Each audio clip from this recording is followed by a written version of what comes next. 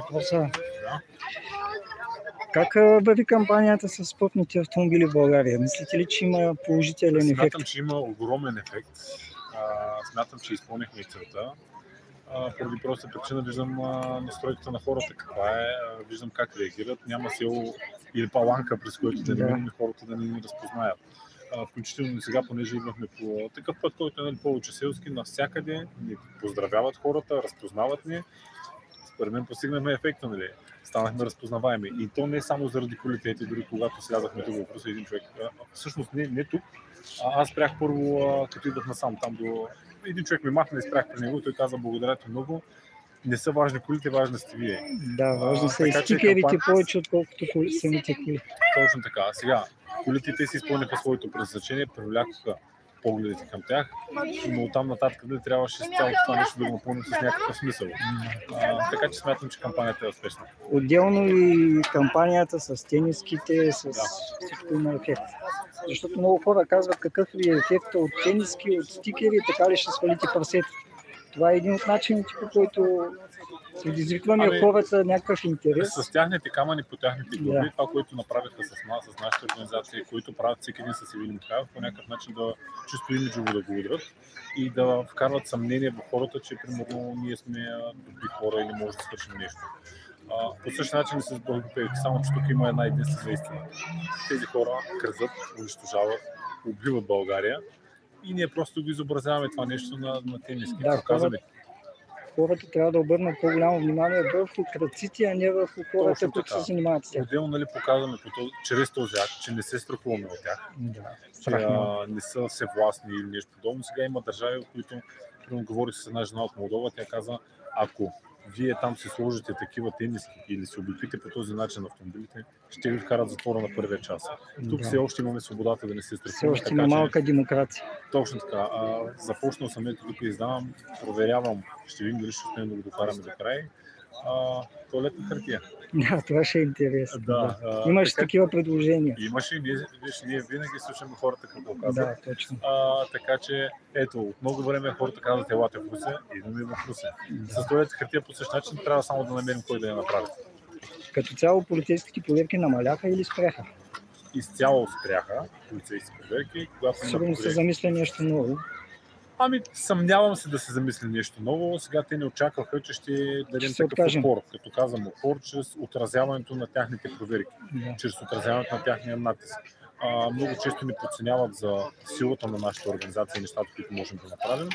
И това, което започнахте да направят, проверки, актове, обаче ние отвърнахме на удара медийно, когато го показахме това нещо, когато се отрази това нещо от медиите по формата на статии, защото обикновено медии като Нова BTV няма да се занимават с такива нещата. Затова повече хора снимат и всичко се качва в мрежата да има... И самите проверки изцяло спряха, като, разбира се, не е изключено. Скоро ми се случи даже да ме спрат полиция. Аз викам: какво стана нещо, сигурно съм допуснал някаква грешка.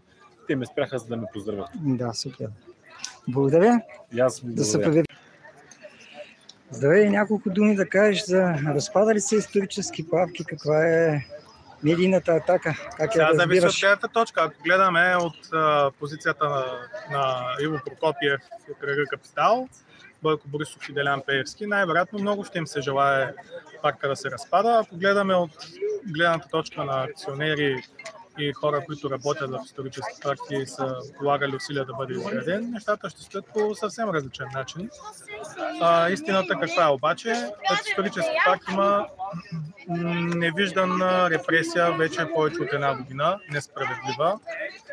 Всички видяхме как Бойко Борисов и хората около него много набързо приключиха хора като Васил Божков, като Илчовски, и много други примери можем да дадем.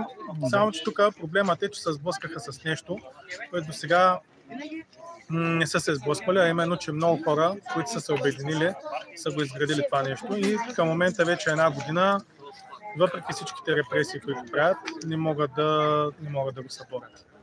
И вече оттам насетне какво ще се случи, вече каквото Господ е рекъл, това ще става. Доволни ли сте от подкрепата на българския народ или поне на част от българския народ, който... Аз съм благодарен на всяка една подкрепа към това място, но не защото идват да подкрепят самия бизнес, защото това за мен са хора, които са дозрели, че България си има своя история, своя култура, която е принесла за цяла Европа. Запада, докато са били с къщи кирпичени, тук е имало дворци. Така че това не бива да се пропуска и трябва да бъде показван. Така че всеки един, който подкрепя исторически парк, за мен е човек, който си подкрепя своята лична история. Тук не говорим за някакъв частен бизнес, според мен. Да, мислите ли, че медийната атака ще бъде успешна, която водят отново? Мисля, че вече хората научиха исторически парк. Ако продължават още да пишат глупости, със сигурно ще бъде неуспешно. Да. Благодаря ви, пожелавам ви успех. Който реши, нали, да посети исторически парк, който го е посетил, който е станал очарован и го посещава и следващи пъти. Жив и здрав успех! Всичко добро! Да, кажете, Оги. Много се радвам, че много се радвам, че тия два автомобила най-после дойдоха в нашия град. Нашия град ги очакваше с голямо нетърпение. Това са най-издирваните автомобили, да повторя думите на Георги Георгиев, който е също голям борец против мафията. Тук с него в нашия град правим доста репортажи и се борим наистина за правдата, за пътната инфраструктура и за законието в нашия град. Искаме да дадем примера на младите да казват истината и само истината за това, което се случва и което не се случва умишлено и как от 240 хиляден град го направиха 85 хиляди. Тая гербаджийска мафия, която управлява до ден днешен тук в града. Не случайно има побоища и над полицаи. Всичко се случва, защото има възмездие. Това искам да им кажа и така ще бъде.